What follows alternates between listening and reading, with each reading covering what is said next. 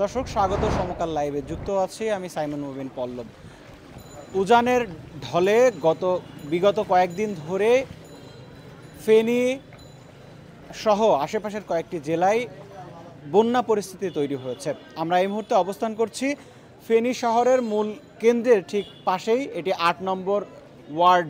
ঠিক আমার সামনে যে রোডটি দেখতে পাচ্ছেন, এই রোডটি আসলে পানিতে তলিয়ে গেছে। ঠিক কতদিন ধরে এই পানির জলাবদ্ধতা থাকবে সে বিষয়ে আসলে আমরা এখনও নিশ্চিত নই।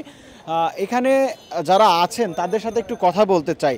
বিশেষ করে এখানে বিগত কয়েকদিন ধরে এই সড়ক সহ আশেপাশের এলাকাতে যেহেতু জলাবদ্ধতা তৈরি হয়েছে, সেক্ষেত্রে এখানে যারা বসবাস করছেন এই এলাকায় তাদের কি ধরনের সমস্যার সম্মুখীন হতে হচ্ছে সেটি আসলে জানার চেষ্টা করব।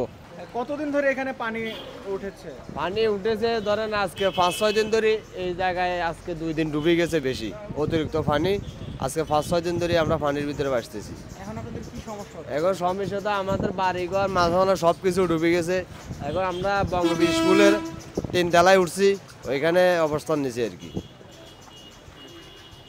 দর্শক এখানে আসলে যেমনটি বলছিলেন, এখানে কিন্তু শুধু যে পানি বৃদ্ধি পাচ্ছে তেমনটি নয়, যে পানি রয়েছে সেখানে আসলে স্বাভাবিকভাবে চলাচল করার উপায় নেই।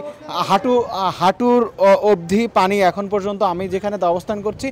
চাচা, আপনারা আসলে এখানে দেখছেন পানি জলাবদ্ধতা তৈরি হয়েছে, খুবই অবস্থা খারাপ। কি সমস্যা এখন আসলে পোহাতে হচ্ছে? সমস্যা এখন আপনার প্রথমত কোনো দোকান বলতে না, খাওয়া দাওয়ার সমস্যা। দ্বিতীয়ত ওদিকে অনেক মানুষ আটকে রয়েছে পানিতে। আমরা ওষুধ বই এবং দোকান পাটের কারণে কোনো কিছু করতে পারতেছি না, খুব মহাবিপদের মধ্যে আছি। আপনারা আরও দেখেন সামনে অনেক বিপদে আছে, আমরা নিজেরাই বাইরে হতে পারতেছি না। আমাদের এই মনে হয় যে 88-র আগেও আমরা এরকম বন্যার কখনো দেখি নাই, এই ফার্স্ট। হঠাৎ করে এই ধরনের বন্যার পরিস্থিতি এগুলা আসলে সম্ভবত এগুলো আমাদের দেশে এই বৃষ্টি এই বন্যা হওয়ার কোনো কথা নয়। এগুলো মূলত আসলে ইন্ডিয়ার পানি, এছাড়া অন্য কোথাও পানি আমরা মনে করি না। কারণ এই যে এখানে সাগর বেরিবাদ ভাঙছে, ভাঙার পরও এরকম বন্যা হয় নাই, আমরা দেখি নাই। তবে এটা 100% আমাদের মনে হয় যে ইন্ডিয়ার পানিগুলো ছাড়ার কারণে আমাদের এগুলার এই পরিস্থিতি। এটা আমরা ইন্ডিয়ার কারণে আমরা এই পরিস্থিতির শিকার হয়েছি আর কি। ধন্যবাদ। দর্শক, আসলে তারা যেমনটি বলছিলেন, উজান থেকে নেমে আসা যে ঢল, সেই ঢলের কারণেই এই ফেনী শহর এখন কিন্তু প্লাবিত।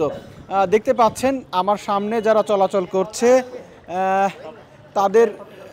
তাদের কিন্তু কি পরিমাণ পানি উঠেছে সেটি এখানে দেখতে পাচ্ছেন। এখানে যারা আসলে ব্যবসায়ী আছেন তাদের কি ধরনের ক্ষয়ক্ষতি হয়েছে সেটিও একটু তাদের থেকে জানার চেষ্টা করব।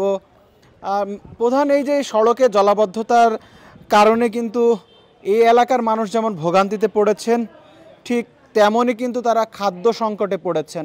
তারা কিন্তু বের হতে পারছেন না, বিদ্যুৎ বিচ্ছিন্ন, একই সাথে কিন্তু খাবার সরবরাহ নেই তাদের, যার কারণে বেশ বিপাকেই পড়তে হচ্ছে ফেনী শহরে বসবাসরত মানুষের।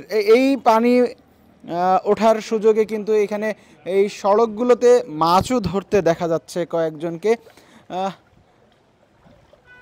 আমরা একটু সামনে গিয়ে আপনাদের আসলে দেখাতে চাই এই ফেনীর ৮ নম্বর ওয়ার্ডের আসলে কি পরিস্থিতি।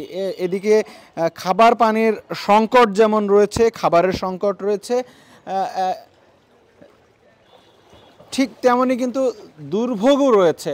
এখানে যে ফেনী পৌর বালিকা বিদ্যানিকেতন রয়েছে সেটির 3য় তলায় কিন্তু একটি আশ্রয় কেন্দ্র রয়েছে, এবং সেই আশ্রয় কেন্দ্রে এই যারা নিম্নাঞ্চল এবং নিচতলাতে বসবাস করেন তারা কিন্তু সেখানে অবস্থান নিয়েছেন, এবং সেখানে আসলে একটি আশ্রয় কেন্দ্রেই তারা অবস্থান নিয়েছেন।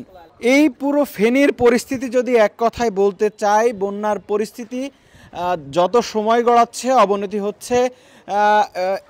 ফেনীর গ্র্যান্ড ট্যাঙ্ক রোড সহ আশেপাশের যে সড়ক সহ যে বাড়িঘর রয়েছে সেগুলো কিন্তু এখন পানিতে নিমজ্জিত।